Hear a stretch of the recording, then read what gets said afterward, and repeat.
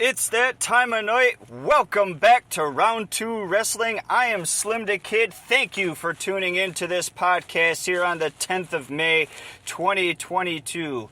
Several things have happened in the world of professional wrestling. We had a pay-per-view over the weekend and some news and new rumors to go over in this jam-packed, information-stuffed podcast of Round 2 Wrestling. So let's jump right into the rumor mill and talk about the rumors circulating in the world of professional wrestling. Fightful Select reports San Antonio is the front runner for Royal Rumble 2023.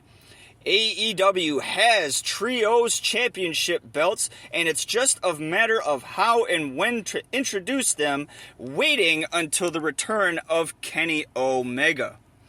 Fightful Select reports Mia Kim's weekend appearance at Impact is not a one-and-done deal, but Kim has signed with Impact Wrestling. Changes are coming to the Money in the Bank pay-per-view. Cody Rhodes hinted during a WrestleMania Backlash promo, Money in the Bank winner gets a world title shot at the next WrestleMania. I find this particular rumor a bit hard to swallow. Why would they give somebody a world title shot and wait almost a year before honoring it at the largest pay-per-view in WWE's fiscal year? It makes no sense whatsoever, but that's what the rumor mill is for. Sometimes the most ludicrous, ridiculous rumors turn out to be true, and the ones that make the most sense turn out to be absolutely false. Speaking of Impact Wrestling, Mia Yim's contract with Impact is for 6 months, according to Fightful Select. It is open to extensions if the deal goes well after the 6-month period is up. All right, no more rumors to talk about in the world of professional wrestling this week, so we will jump right over to the news portion of Round 2 Wrestling. Kane Jacobs has won the Republican primary for mayoral race of Knox County. For anybody who has any sort of political savvy, you will know that Kane, a.k.a. Glenn Jacobs, has been the mayoral candidate for Knox County for the past 4 years. He won this back in 2018 in what was an incredibly close primary race, but then absolutely blew away the competition when the general election took place. I have not heard too many things about him and his time as mayor of Knox County, but no news is good news typically, and especially in the world of politics, I would think that hits home even harder. PW Insider reports Tammy Sonny Sitch has been arrested in relation to a fatal car accident back in March. 9 charges are pending from said incident, including a DUI manslaughter, driving on a suspended license, and 7 counts of DUI causing damage to person or property.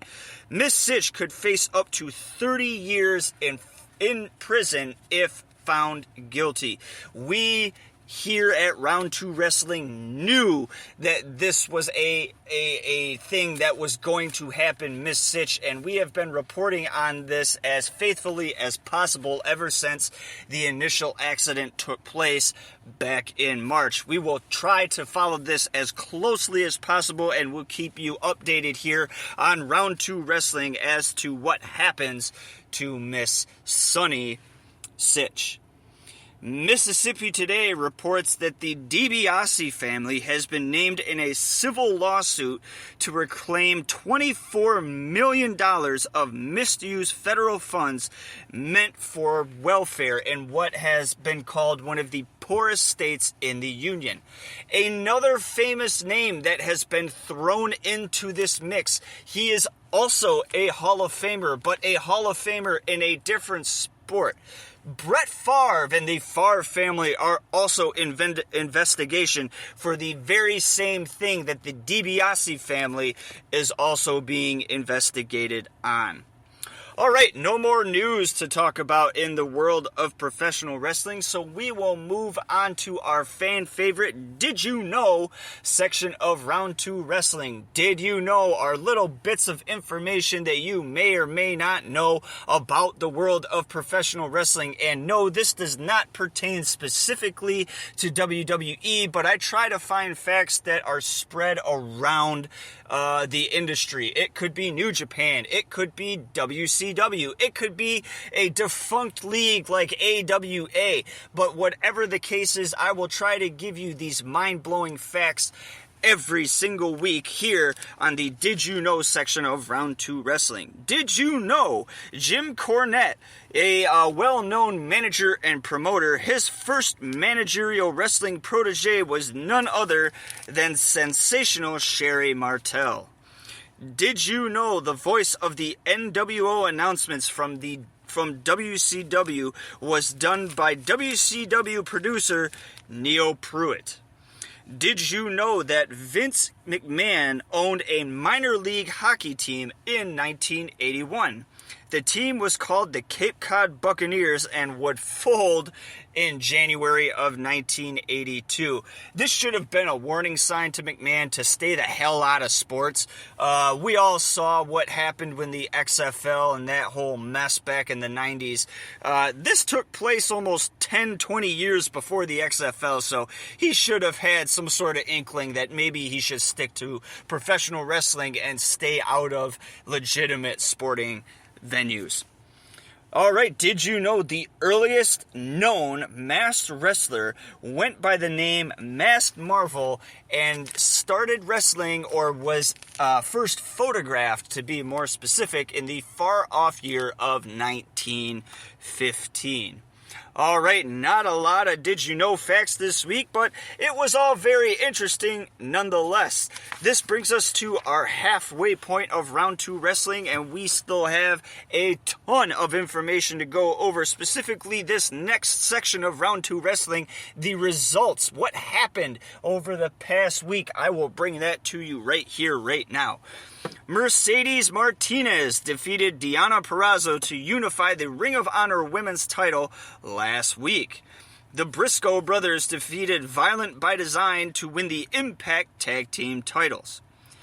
Taya Valkyrie defeated Deonna Purrazzo to retain the AAA Women's title.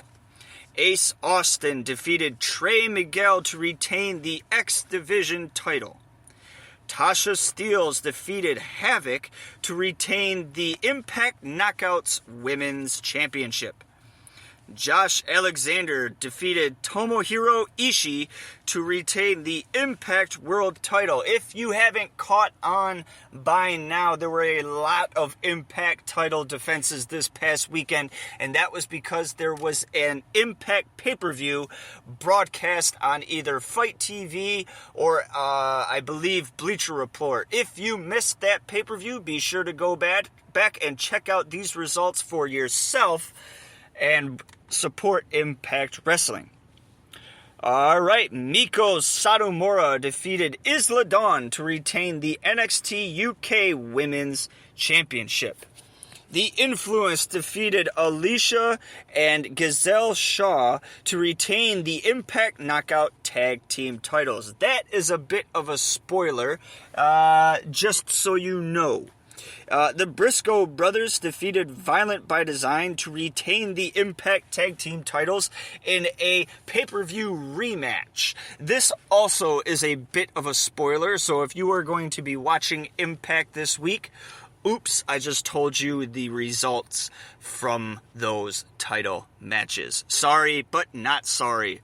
Moving on, we are all done with the results, and now we take a look at our match of the week here on Round 2 Wrestling. Our match of the week took place June 25th, 2003 in Nashville, Tennessee. The NWA TNA Tag Team Championship was on the line in NWA TNA's first ever steel cage match. America's Most Wanted took on the NWA TNA Tag Team Champions Triple X. TNA absolutely nailed its first cage match. Blood spilled everywhere as these teams served exciting spot after exciting spot. The desperation in this match was intense, and the bloody contest was hard fought and also very, very violent. Triple X leaped from the top of the cage. Triple X suffered a spear while walking the tightrope, and a huge top of the cage leg drop secured the win and titles for America's Most Wanted. We have a ranking system here for our match of the week. It is a bell system. 1 bell being an absolute garbage match. 5 bells being a perfect match. Our match of the week this week gets 4 out of 5 bells. Definitely one to go watch in its entirety. This is free to view on YouTube. And once again, this was NWA TNA's first cage match, and they absolutely nailed it. I strongly recommend you take the time to watch this for yourself. Our Michigan highlight this week focuses on a promotion or wrestler based or started in the state of Michigan. Our Michigan highlight this week is Scott Rex Steiner, aka Scott Steiner. Born July 29th, 1962 in Bay City, Michigan. Attending the University of Michigan in 1986, Scott became an NCAA Division I All-American, finishing 6th overall in the nation. Steiner trained under Dr. Jerry Graham Jr. at Torrijos Health Club in Toledo, Ohio, debuting professionally later in 1986. Steiner would join WCW in 1989 as a single, later teaming with his brother Rick, forming the famous tag team, the Steiner Brothers. 1992 would see both Scott and Rick Steiner leave WCW and join the then WWF. By mid-1994, the Steiner brothers had left WWF for New Japan Pro Wrestling. And by July 1995, the Steiners would debut in ECW, but would leave after 3 short months.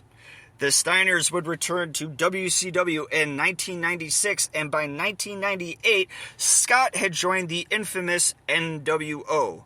Scott would close out WCW until its demise in 2001 when WCW was bought by its competition, WWE. In 2002, Scott rejoined WWE, but by 2004 was released back to the independent circuit. Scott would debut for NWA TNA in 2006, and by February 2010 would leave TNA for the Indies again. January 2011, Steiner would rejoin Impact, but was released almost a year later, March of 2012.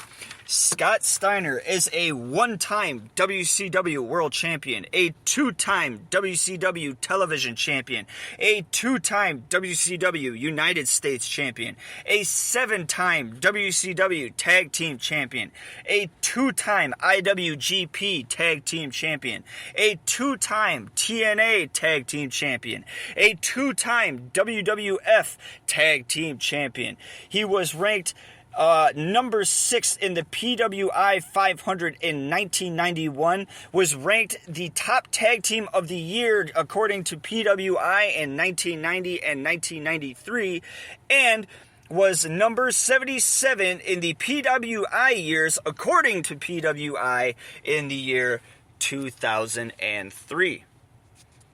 All right, that is the conclusion of Round 2 Wrestling. I am Slim the Kid. I want to take the time and thank you for listening to my podcast. Be sure to tune in next week as we bring you more news, more highlights, and more rumors from the world of professional wrestling.